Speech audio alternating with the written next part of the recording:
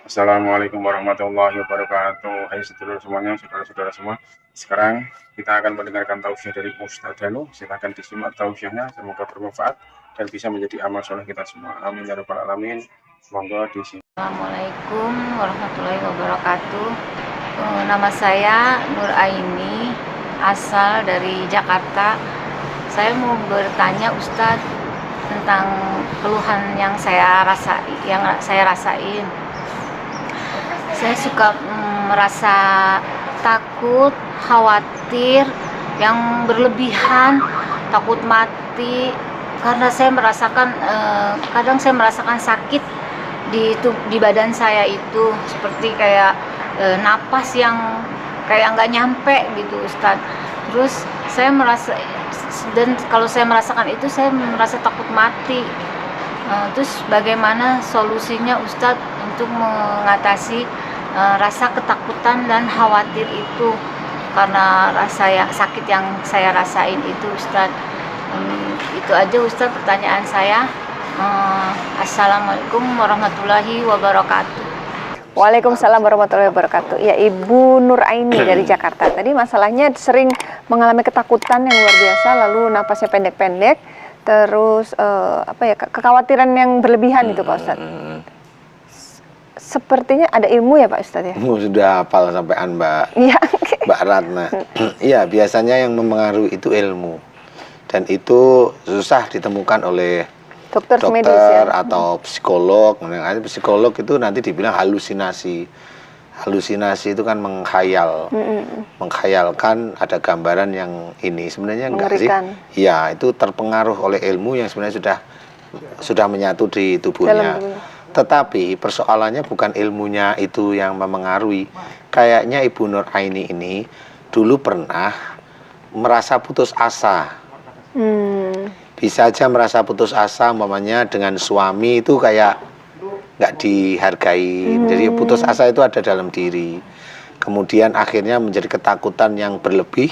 Nah, emosional yang goncang seperti itu, ini nggak sekali loh ya, dia merasa ketakutan terus menerus berkali-kali, dan dia juga tidak ini hanya umpama ya, tidak mendapatkan istilahnya itu ini dari suaminya, mendapatkan perhatian atau pengakuan dari suaminya, adanya momen disalahin.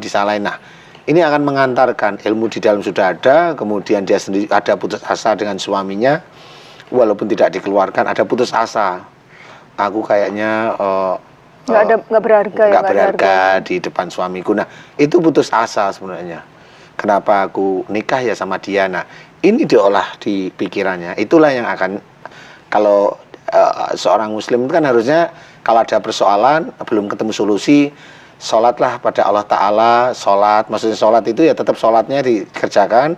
Kemudian dia juga memohon pada Allah Ta'ala agar persoalan ini selesai. Jadi intinya mencari solusi di situ. Tetapi orang, jadi bukan cuma Bu Nur Aini aja. Orang itu rata-rata terus kalau ada persoalan dipikirin aja. Kayak Mbak Neng tuh. Pikirin, tapi nanti kalau udah ketemu makan-makan katanya. Langsung bisa tidurnya. Terus gini, ketemu makan-makan terus kangen-kangenan Pak Ustadz. Tadi kan bilang kangen-kangenan. Ini maksudnya kata-kata zaman now. Ketemu makan-makan terus gitu.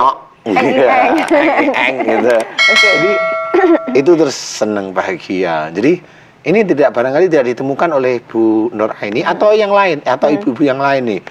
Nah, itu ada putus asa, padahal ada Allah. Makanya curahkan pada Allah Ta'ala.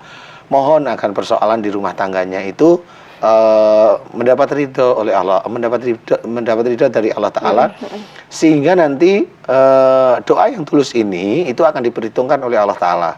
Diperhitungkan. Kalau memang suaminya hanya salahnya sedikit-sedikit, insya Allah akan dirukunkan. Kalau suaminya salahnya besar, ya insya Allah mudah-mudahan dirukunkan. Amin.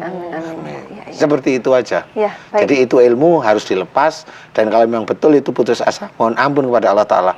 Ya Allah, jika aku khawatirku tinggi, takut mati, takut ini, takut menerima uang, Nggak itu mungkin Pak Ustadz, menuang itu bukan takut, happy, bahagia. Iya ya. Nah, jika aku punya perasaan seperti itu dan jika aku pernah putus asa terhadap terhadap suamiku, terhadap pernikahanku, dan putus asa itu adalah dosa, ya Allah, ampuni dosaku karena aku berputus asa terhadap pernikahanku atau terhadap suamiku. Gitu.